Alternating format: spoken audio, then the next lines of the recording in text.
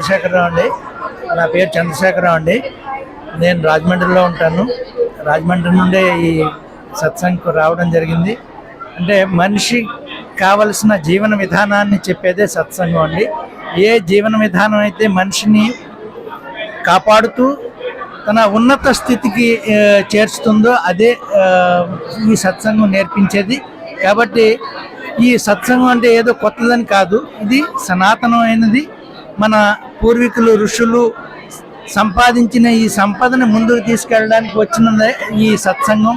కాబట్టి శ్రీ శ్రీ ఠాకూర్ అనుకూల్ చంద్రుల వారు స్థాపించిన ఈ సత్సంగం మనిషి యొక్క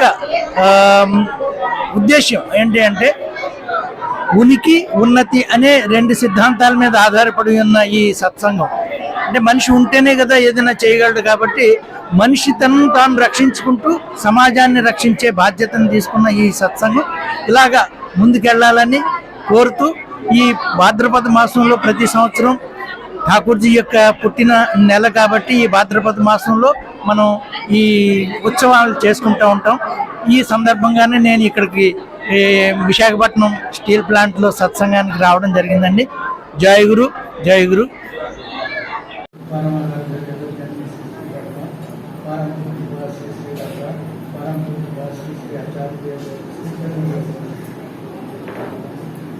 ఉపస్థితులైన దేవులకు కర్మీ బృందానికి భక్తులందరికీ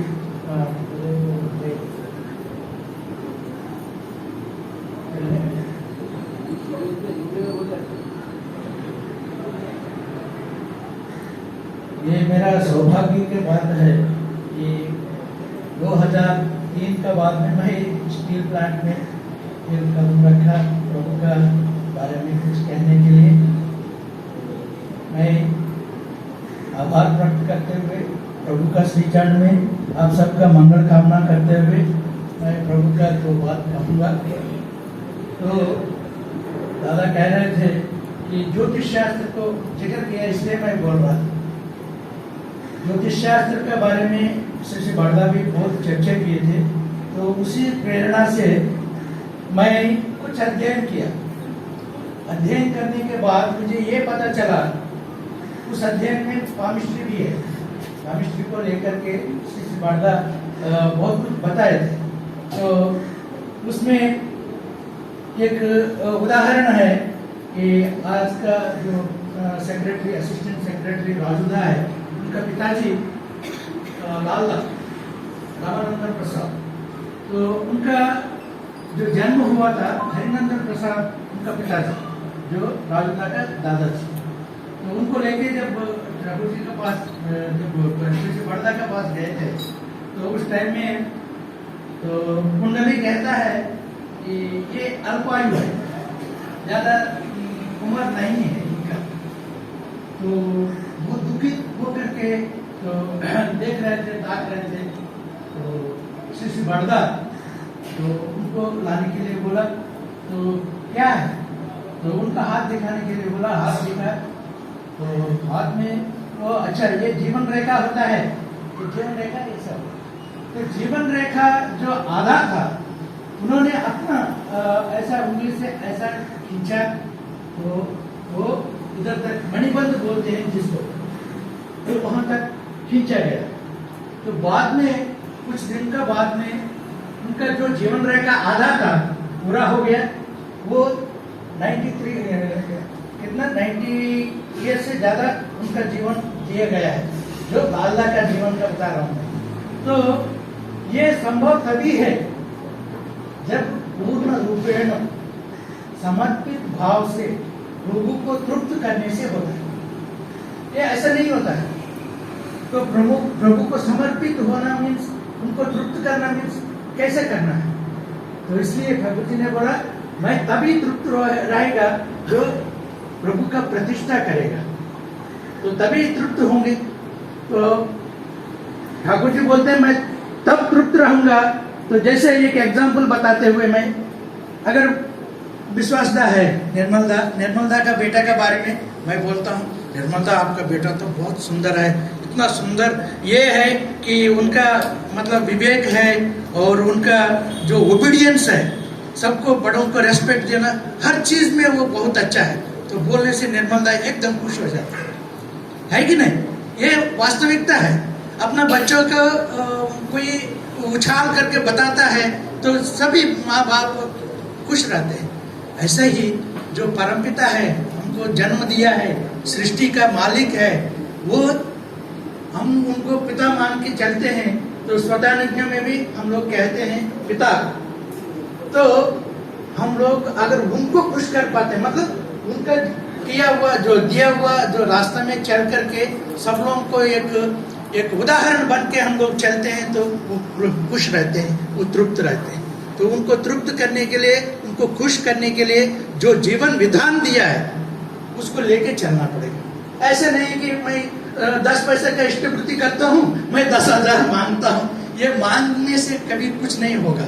ठाकुर जी ने बोला, मुझे ये मतलब दादा भी बोल रहे थे, डोंट टेम्प्ट दाई लॉर्ड, मतलब भगवान को कभी ऐसा प्रलोभ देना नहीं चाहिए।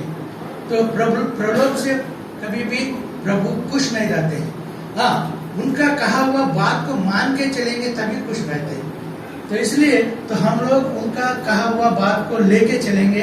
देखिए ये सब हो रहा है तो प्रभु खुश तो है, लेकिन इतना खुश नहीं है जो जितना खुश होना चाहिए। आचार्य देव कई बार कहे हैं, तो ये बात को लेके हम लोग बहुत बार डिस्कस करते हैं। आचार्य देव तब नहीं बने थे, तब तक बात मैं कह रहा हूँ। तो ये हम लोगों को होना चाहिए। तो हम लोग जब चलते हैं, हर व्यवहार सब लोग देखता है, अरे ये सत्संगी है, तो हर एक आदमी सोचता है कि ये सत्संगी का अंदर जो दुर्गुण है उसको निकालने की कोशिश करता है। तो उसी से ही वो हमको कमजोरी मान करके वो उछाल करके सब लोगों को करता है। तो इसलिए उनको मौका नहीं देना चाहिए। उनको मौका नहीं देना है तो हम लोगों का आचरण ऐसा हो कि कहा हुआ बात पर खड़ा होना है। और प्रेम करना इतना आसान बात नहीं है। मुझे कोई गाली दे रहा है, उसको प्रेम करना है तो हमारा संभव नहीं होता है। फिर भी ठाकुर जी को कई बार उनको गाली तो दिया, साथ साथ में उनको विष भी दिया, पान में लगा करके कोई विष दे करके उनको मारने का भी कोशिश किया। तब भी उन्होंने कभी भी उनका साथ ऐसा व्यवहार नहीं किया, क्योंकि वो ठाकुर जी बोल रहे थे कि वो ये भी मेरा पुत्र है, मेरा संतान है, मैं उनको ठीक करूंगा। तो एक बात मैं ही कहूँगा इस सिलसिले में। तो ठाकुर जी एक बार कह रहे थे, तो एक डीएसपी आकर के बोल रहे थे, आप इतना दुर्गुण वालों को या क्रिमिनल्स को अपना साथ रखते हैं छुपा करके, तो ये ठीक नहीं है। लेकिन आपको मैं इतना इज्जत देता हूँ, इतना प्रेम करता हूँ, मैं इसलिए ये बात को मैं बाहर निकाल नहीं पाता हूँ। तो ठाकुर जी बोल रहे थे उनका साथ, आप कभी हॉस्पिटल देखा? हाँ। तो हॉस्पिटल में कोई रोगी जाता है तो नहीं ये रोगी नहीं, ये रोगी नहीं, ऐसा करके कोई डिस्टिंग्विश कर सकता है? नहीं, कोई भी रोगी जाता है उसको ट्रीटमेंट दिया जाता है। तो मेरा पास कई ऐसा बीमार आदमी लोग आते हैं जो मानसिक बीमारी है उनका, तो यहाँ आने से मैं कभी किसी को मना नहीं करता हूँ, उनको ठीक करके भेजता हूँ। ऐसा हम लोग कई भक्तों को सुना है, देखा है कि ठाकुर जी का पास आकर के वो अच्छा भक्त बन करके जो इस समाज में ठाकुर जी का प्रतिष्ठा करके गए हैं। तो हम लोग का ऊपर दायित्व बनता है।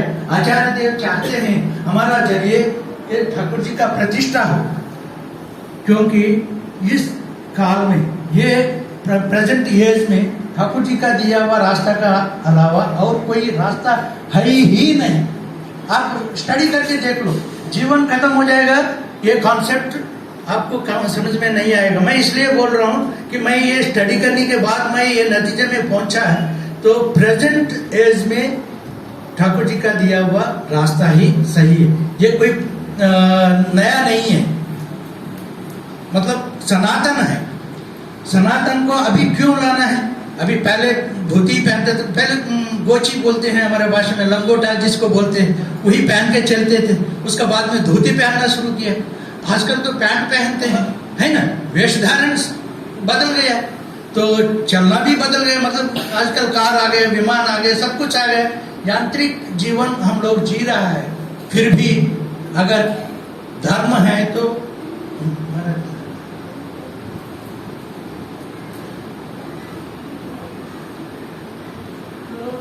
यांत्रिक जीवन में भी धर्म को लेके नहीं चलेंगे, वो निष्फल हो जाएगा, उसका कोई फल नहीं मिलेगा।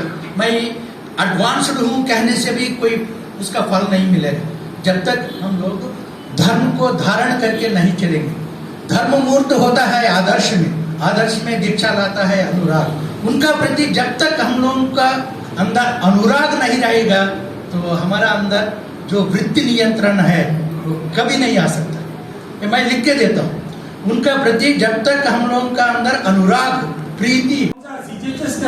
बढ़ा दो, ऐसी को डाल दो, मिनिमम 30,000 रुपीज। अगर तुम्हारा हाथ में तुम्हारा व्यवहार शैली स्थिति आपका है, कुछ तो ना दुर्भिक्ष, लेकिन आप क्या कर पाते हैं? सुबह 4 बजे उठने के लिए बोला, क्यों नहीं उठने पाता है? बोलता है टिंकल टिंकल कौन बोला आपको बच्चे का टिंकल टिंकल वही पर आपको नंबर जो नहीं है। हम लोग को जो आसानी से मुफ्त में फ्री में मिलता है वो हम लोग में चाहिए। बाजार में जाकर दूध जाकर अभी देख ले, दूध हम लोग घर घर पे जाके दूध वाला बेचते हैं, हमारा दूध ले रहे, गाय का दूध है, लेकिन दारू हम लोग खुद पैसा पकड़ के दुकान पास जाता है, लाइन में खड़ा करके आता है। क्यों? जो दुर्गुण में और जो बैड है ना वो तो हम लोग कीमते हैं मन को, इसलिए मन का कंट्रोल करनी चाहिए। इसलिए मन को कंट्रोल करना है, खाली दैवी चिंतना है। 24 घंटे में अगर 5 मिनट का ठाकुर के सामने पकड़ता हूँ, बैठ नहीं पाएगा तो आप पास में खड़ा कर पास में क्या जाता है, बोलते हैं करता है, ऐसे नहीं है।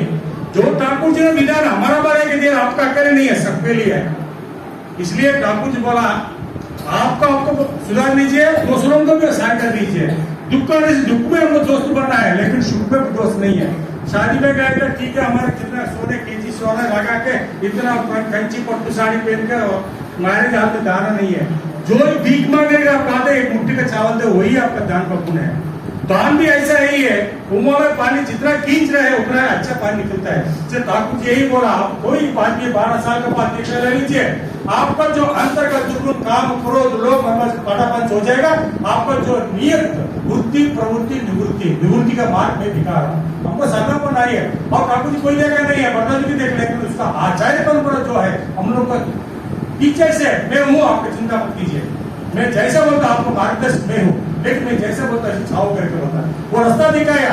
अभी ऐसा हो गया, एरोप्लेन भी रोड के मार्ग पर डाउन होता है, लेकिन ठाकुर जी एक ही चीज को बता रहे, सारे 12 साल को उम्र में दीक्षा लीजिए, आज दिन सुबह उठ जाइए, जो मंत्र पढ़िए और ईश्वर देते जाओ। सारे क्यों पकड़ता नहीं है, लेकिन इतना किताब खरीदी करता है, लेकिन बच्चा नहीं पढ़ेगा तो उसका कोई वेस्ट हो जाता है।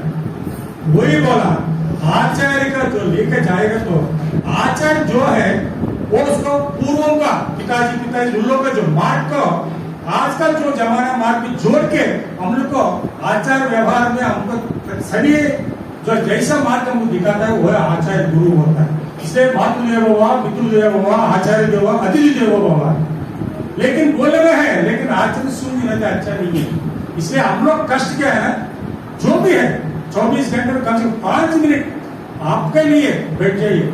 बाद में मालूम हो जाएगा मेरे लिए अच्छा क्यों, लेकिन बाकी लोगों को बोलना पड़ेगा।